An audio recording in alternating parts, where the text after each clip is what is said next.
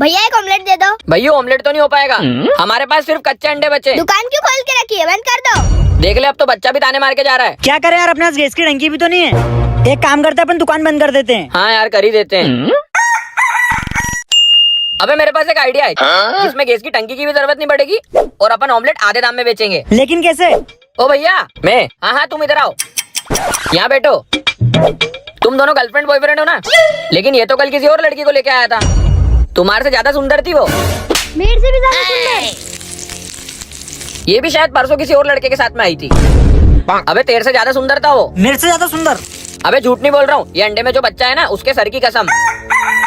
वो 10 को चलाती है भाई। हाँ, लेकिन ये साला कर क्या रहा है यहाँ पे? भैया ये लो 30 वाला ऑमलेट 20 में खाओ। मस्त है भाई। अच्छा तो लगेगा ना भैया, नेचुरल गैस से जो बना है। भैया बहुत अच्छा बनाया। गोलमाल है भाई सब गोलमाल।